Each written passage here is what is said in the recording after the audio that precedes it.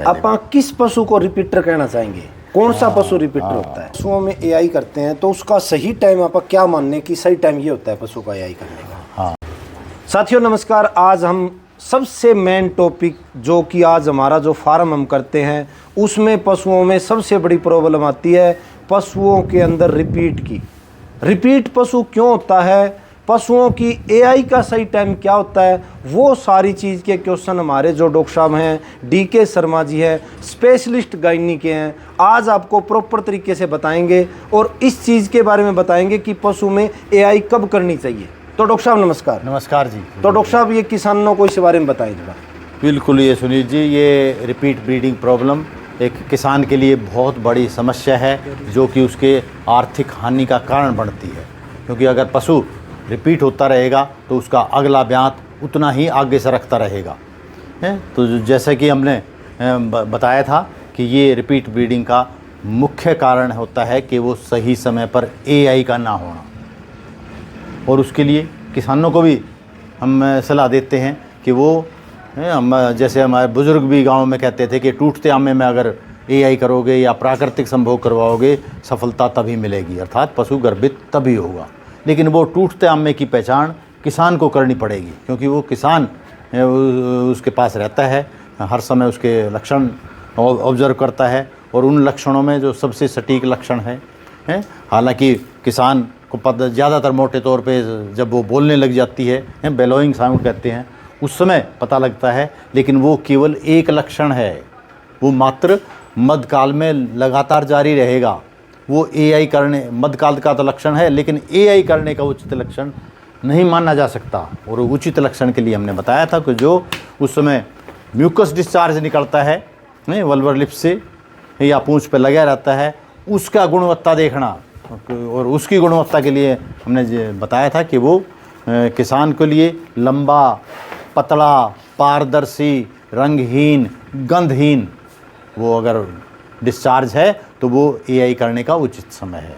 और वो जो कि मध्यकाल का अंतिम दौर में ये अवस्था आती है जिसे तार अवस्था कहते हैं, और हमारे किसान भाई बाड़वा कहते हैं। बाड़वे का मतलब ही बाड़ जैसा, इसे लिया गया है। मीन्स वो म्यूकस डिस्चार्ज इतना पतला होना चाहिए कि लंबा, अगर पशु खड़ा है तो ज़मीन पे बिना टूटे टच कर सके। तो ये तार अवस्था की पहचान किसान को होनी चाहिए।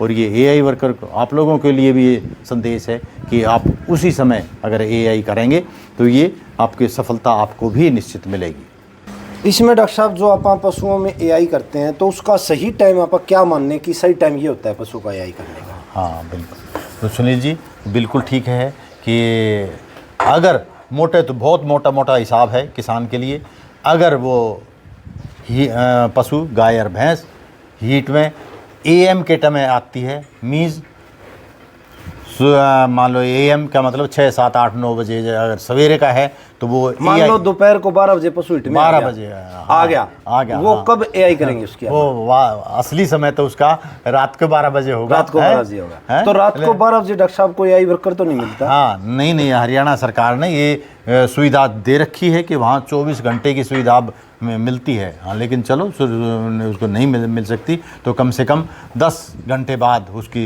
एआई करोगे तभी सफलता तभी मिलेगी, अदरवाइज वो सिंपली एक फ्यूटाइल एक्सरसाइज रह जाएगी और वो पशु इसका सही टाइम क्या मानने आप कितने घंटे से कितने घंटे? हाँ, इसके लगभग 12 घंटे के अंतर में, क्योंकि इसमें एग्जैक्ट इसकी 10 से 14 घंटे का समय होता है मध्यकाल का, तो उसमें अंतिम दौर के लिए 2 घंटे ही अप्रोप्रिएट हैं। और इसलिए 12 घंटे का डिफरेंस, जब से मध्यकाल शुरू होता है उसके 12 घंटे के अंतर पर एआई करना तो सबसे उचित और सबसे उसके किसान के लिए लाभप्रद होगा। एक डॉक्टर साहब जैसे पशु हीट में आ गया, उसके जो तार होते हैं उसका कई बार रंग रेसे जैसा होता है, कई बार रेड होता है, कई बार शीशे जैसा वाइट होता है, तो उसमें मतलब क्या दिक्कत होती है, क्या कब करना चाहिए? ये वैज्ञानिकों ने ये बता दिया है यार, वैसे ऐसा ही हम इनको ट्रेनिज को बताते हैं कि उसमें वो पारदर्शी होना ज़रूरी है, मीन शीशे जैसा पारदर्शी होना ज़रूरी है। अगर और उसमें रंगहीन और गंधहीन भी होना ज़रूरी है, किसी तरह की स्मेल नहीं होनी चाहिए और ना ही कोई रंग होना चाहिए। रंग मीज जैसे कि कई देखते हैं किसान कि उसमें दूध जैसे या दही जैसे फ्लेक्स या आ जाते हैं उसमें, तो वो भी एक इन्फेक्शन का ही कारण है। इनका कारण से होता है तो उसमें भी एआई करनी सफल नहीं होगी, या उसकी रंग पीला भी हो सकता है, हरा भी हो सकता है, लाल भी हो सकता है। मीन्स कहीं ना कहीं अगर किसी कारण से पहले इंजरी हुई है तो वो ब्लड अगर मिक्स होकर आ रहा है तो वो लाल भी हो सकता है, या पहले कोई रेगुलर वहाँ से कोई इंजरी से ब्लीडिंग हो रही है, ब्लड स्पॉट्स वो भी मिक्स होकर आएंगे तो वो लाल हो सकता है। लेकिन ये किसान को बिल्कुल निश्चिंत होकर ही एआई करे कि वो रंगहीन और गंधहीन बहुत ज़्यादा करैक्टर है उसका म्यूकस का, और वो पतला भी उतना ही होना चाहिए बाढ़ जितना है, तभी एआई। अगर ये छोटी छोटी बातों का किसान ध्यान रखते हैं और इग्नोर करते हैं कई दफ़ा। चलो, और ये बहुत एक और ख़ास चीज़ बता दूं मैं कि ये अगर ये पतला तार, इसको किसान भाई तार ही कहते हैं, लेकिन तार का मतलब ये वास्तव में तार जैसा हो कि ज़मीन को टच करे। अगर ये गिलास या लोटे की तरह अगर पानी उल्टता है, कह सकते हो आप कि ये तो पारदर्शी तो है, शीशे जैसे तो है, कोई रंग भी नहीं है, इसमें कोई गंध भी नहीं है,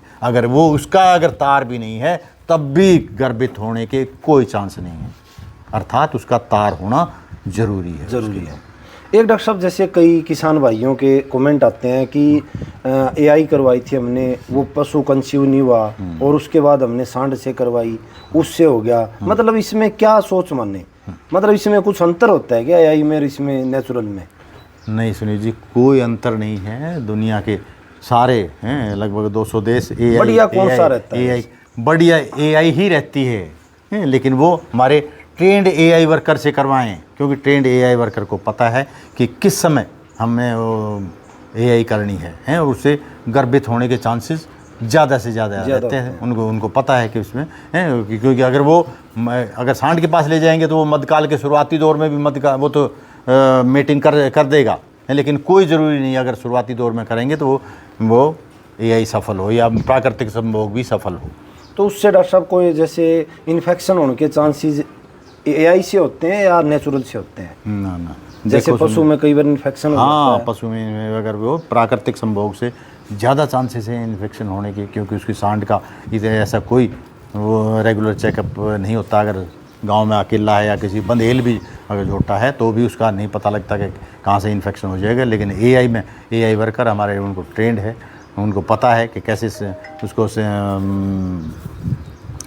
जीवाणु रहित करना है अपने सामान को, और किन किन तरीक़ों से वैज्ञानिकों ने उनको एक सेट रूल्स बता रखे हैं कि अगर इस तरह से करोगे इन्फेक्शन होने के चांसेस 0 हो जाएंगे। दूसरा डॉक्टर साहब, जैसे मान लो ये आप नस्ल पे ध्यान दें, नस्ल बड़ी अच्छी तैयार करनी हो अपने को, तो उसके लिए हमें क्या करना होगा अच्छी नस्ल के लिए, आगे नस्ल सुधार हो उसके लिए? बिल्कुल, नस्ल सुधार के लिए सुनील जी ये हमें आजकल सांड का चयन करना बहुत ज़रूरी है। सांड के लिए अलग अलग कैटेगरी हम से अगर वो देखेंगे नेट पे आजकल सब कुछ ऑन नेट पे होता है। सायर डायरेक्टरी आती है, सायर डायरेक्टरी में हाई जेनेटिक मेरिट बुल का भी वो होता है, उसकी डैम यील्ड का भी विवरण होता है, और अगर कोई बुल अगर प्रोजेनी टेस्टेड है तो उसका भी विवरण दिया होता है। तो ये आप किसान भाई मान सकते हैं सबसे बढ़िया जो प्रोजेनी टेस्टेड बुल पीटी का जो उसको टैग मिला हुआ है वो दी बेस्ट है, क्योंकि पीटी का मतलब कि वो उसमें अपनी प्रोजेनी में भी दूध